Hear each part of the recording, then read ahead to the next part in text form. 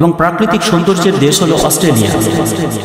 ভারত ও বাংলাদেশের অনেক মেধাবী, পেশাজীবী, শিক্ষার্থী এবং উদ্যোক্তা স্থায়ী বসবাসের জন্য অস্ট্রেলিয়া যেতে চান, কেননা এখানকার উচ্চ জীবনমান, শিক্ষার সুযোগ, অর্থনৈতিক সুযোগ, সামাজিক সুবিধা, নিরাপদ পরিবেশ, বহু সংস্কৃতির গ্রহণযোগ্যতা ইত্যাদি বিষয়গুলো বেশ আকর্ষণীয়। এত কিছুর পরেও আপনি যদি একজন ভারতীয় বা বাংলাদেশি হিসেবে অস্ট্রেলিয়াতে যান, তাহলে এখানে এমন কিছু বিষয় বা রীতিনীতি আপনার চোখে পড়বে যা আপনাকে চমকে দেবে। বিষয়গুলো আপনাকে এতটাই অবাক করবে যে আপনি আগে থেকে তা কখনোই কল্পনাও করতে পারবেন না।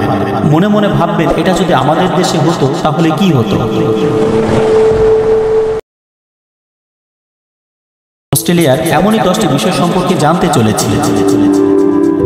সন্তানদের নিজের মতো করে জীবন সাজানো। অস্ট্রেলিয়াতে সন্তানেরা সাধারণত 18 বছর বয়সে পিতামাতার বাসা ছেড়ে অন্যত্র বাসা নিয়ে নিজের মতো করে স্বাধীনভাবে বসবাস শুরু করে। পিতামাতার কাছে তাদের আর্থিক সহায়তা নেওয়ার প্রবণতা অনেকটাই কমে যায়। এই বয়সে তারা চাইলেই সহজেই পার্ট টাইম কোনো জব পেয়ে যায়। অথচ ভারত বা বাংলাদেশে যদি 18 বছর বয়সী কোনো ছেলে পিতামাতার বাসা ছেড়ে অন্যত্র নিজের মতো করে স্বাধীনভাবে বসবাস শুরু করে, তাহলে সমাজের মানুষ রীতিমতো অবাক হয়ে যাবে। ভাববে মা বাবার সাথে ওই ছেলের বড়সড় কোনো মনোমালিন্য হয়েছে। কেননা ভারত বা বাংলাদেশের সন্তানেরা প্রায়শই তাদের বিবাহ পর্যন্ত, এমনকি বিয়ের অনেকদিন পর পর্যন্ত পরিবারের সঙ্গেই থাকে এবং পরিবারের সিদ্ধান্ত অনুসারেই অনেক কিছু করে থাকে। বিয়ের প্রচলন কম। অস্ট্রেলিয়াতে ভালোবাসা এবং সমঝোতার ভিত্তিতে লিভ ইন সম্পর্ক বা লিভ টুগেদার করে বসবাস করতে দেখা যায়। এখানে লিভ টুগেদার ব্যাপকভাবে প্রচলিত এবং সামাজিকভাবে গ্রহণযোগ্য। লিভ টুগেদার বিষয়টি হলো এমন, একজন পুরুষ এবং একজন নারী বিয়ে না করেই একে অপরের সাথে একই বাড়িতে থাকে, এমনকি শারীরিক সম্পর্ক স্থাপন করে। অস্ট্রেলিয়াতে এমন সম্পর্ক আইন দ্বারা স্বীকৃত, বিশেষত তারা যদি 6 মাস বা তার চেয়ে বেশি সময় একসঙ্গে বসবাস করে। এখানে এটি একটি সাধারণ সামাজিক প্রথা এবং মানুষ এটাকে নেতিবাচকভাবে দেখে না। 2017 সালের একটি সমীক্ষা অনুসারে 79% অস্ট্রেলীয় বিশ্বাস করেন যে বিবাহের আগে একসঙ্গে থাকা সম্পর্কের জন্য ভালো। যদিও লিভ ইন সম্পর্কের সংখ্যা বাড়ছে, তবুও বেশিরভাগ অস্ট্রেলীয় দম্পতি শেষ পর্যন্ত বিবাহ বন্ধনে আবদ্ধ হন। যদিও সঠিক পরিসংখ্যান পাওয়া কঠিন, তবে ধারণা করা হয় যে অস্ট্রেলিয়ায় বর্তমানে অনেকেই লিভ টুগেদার সম্পর্কের মাধ্যমে জীবনযাপন করছেন, যারা জীবনে কখনোই বিয়ে করেন না। ভারত বা বাংলাদেশের লিভ টুগেদার সামাজিকভাবে গ্রহণযোগ্য নয়। এটি করলে খুব নিন্দা এবং কলঙ্কের মুখে পড়তে হবে। ভারত বা বাংলাদেশের সামাজিক, পারিবারিক এবং ধর্মীয় প্রভাবের কারণে আয়োজিত বিবাহ এখনো প্রচলিত এবং লিভ ইন সম্পর্ককে সামাজিকভাবে মেনে নেওয়া হয় না। বুড়ো বয়সে বিয়ে। অস্ট্রেলিয়াতে বয়স্ক ব্যক্তিরা বিয়ে করতে পারে এবং অনেকেই তা করে থাকেন, এমনকি 70 বছর বা তার চেয়ে বেশি বয়সেও তারা বিয়ে করে থাকেন। সাধারণত পরিবারের সদস্যরাও এই বিয়েকে সমর্থন করে। নাতি নাতনিরাও অনুষ্ঠানে যোগ দেয় এবং দাদা দাদি বা নানা নানির বিয়েতে অনেক খুশি থাকে। অনেকেই এই ধরনের বিয়েতে বড়সড় অনুষ্ঠানেরও আয়োজন করেন। এই রীতিটি ভারত বা বাংলাদেশের কোনো মানুষই হয়তো সঠিকভাবে মেনে নিতে পারবে না। বড়দের নাম ধরে ডাকা।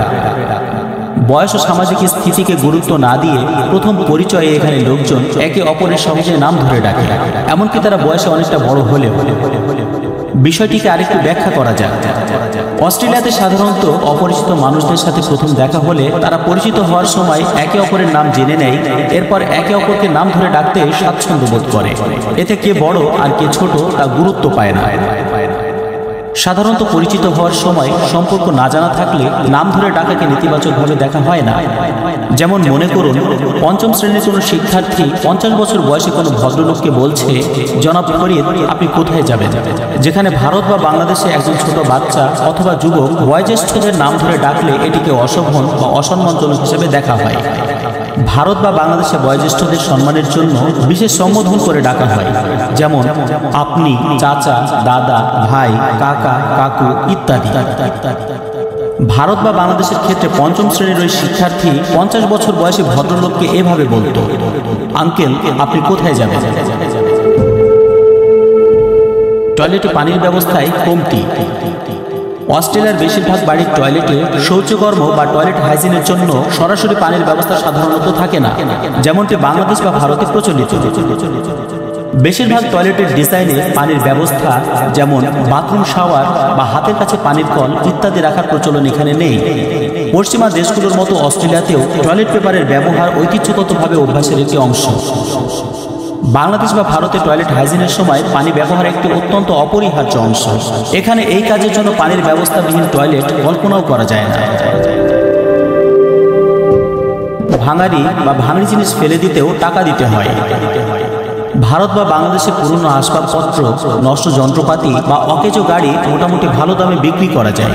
এমনকি ভাঙা জিনিসপত্র মেরামত করেও নতুনের মতো করে ব্যবহার করা হয়।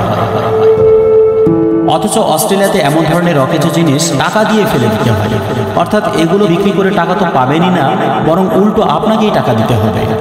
তবে অস্ট্রেলিয়াতেও পুরনো জিনিসপত্র রিসাইকেল করে ব্যবহার করার রীতি রয়েছে। অপরিচিত কাউকে হাই হ্যালো বলা। অস্ট্রেলিয়ার সংস্কৃতি খুবই মুক্ত এবং স্বাগতজনক। এখানে অপরিচিত কারোর সাথে দেখা হলে হাই হ্যালো করা খুবই সাধারণ একটি বিষয়। অস্ট্রেলিয়ার সমাজ ব্যবস্থা খুবই মুক্ত। এখানে একজন মানুষ আরেকজনের সাথে সহজেই মিশে যায়। অস্ট্রেলিয়ানরা সাধারণত খুবই স্বাগতমূলক এবং বন্ধুত্বপূর্ণ হয়। তারা নতুন মানুষের সাথে দেখা করতে আগ্রহী হয় এবং তাদের সাথে কথা বলতে ভালোবাসে। ভারত বা বাংলাদেশে এমনটা দেখা যায় না। ভারত বা বাংলাদেশে অপরিচিত যদি কেউ কুশল বিনিময় করতে আসে, তাহলে প্রথমে যেটা আশঙ্কা হয়, লোকটি হয়তো প্রতারক চক্রের কেউ। বয়স্করা নিজ বাড়িতে থাকেন না। অস্ট্রেলিয়ায় বয়স্কদের জন্য আলাদা থাকার ব্যবস্থা করা হয় এবং অনেক ক্ষেত্রে তারা পরিবার থেকে পৃথক হয়ে এজড কেয়ার হোম বা রিটায়ারমেন্ট ভিলেজে চলে যান। এটি অস্ট্রেলিয়ার সামাজিক কাঠামো এবং জীবনযাত্রার একটি স্বাভাবিক দিক। অপরদিকে অধিকাংশ ক্ষেত্রেই ভারত ও বাংলাদেশের বয়স্করা যৌথ পরিবারে বসবাস করেন এবং বয়স্কদের পরিবারের অংশ হিসেবে রাখা হয়। খাবার। অস্ট্রেলিয়ায় খাবারের সংস্কৃতি ভারত বা বাংলাদেশের তুলনায় অনেকটাই ভিন্ন। এখানকার বেশিরভাগ পরিবারেই প্রতিদিন রান্না করা হয় না, যেটা ভারত বা বাংলাদেশের মতো দেশে কল্পনাও করা যায় না। অস্ট্রেলিয়াতে অনেক মানুষ কাজের চাপ বা সময় বাঁচানোর জন্য রেস্টুরেন্টের খাবারের উপর নির্ভর করেন। এখানে প্রক্রিয়াজাত খাবারের ব্যবহার অনেক বেশি। এটি দ্রুত প্রস্তুত করা যায় এবং সময় বাঁচায়।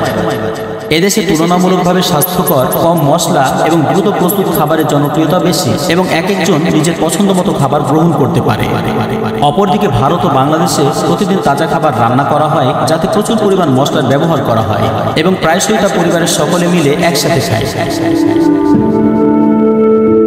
রিক্সা, ভ্যান বা পাবলিক গাড়ির অভাব। আপনি যখন অস্ট্রেলিয়ার বিমানবন্দর থেকে বের হবেন, তখন অবাক হবেন যে এখানে ভারত বা বাংলাদেশের মতো রিক্সা ভ্যান, অটোরিক্সা, ব্যাটারি চালিত ভ্যান বা সিএনজির মতো তেমন কিছুই পাবেন না। এখানকার পরিবহন ব্যবস্থা সম্পূর্ণ ভিন্ন এবং আধুনিক। মূলত ব্যক্তিগত গাড়ি এবং সরকার পরিচালিত গণপরিবহন ব্যবস্থার উপর নির্ভর করতে হয়।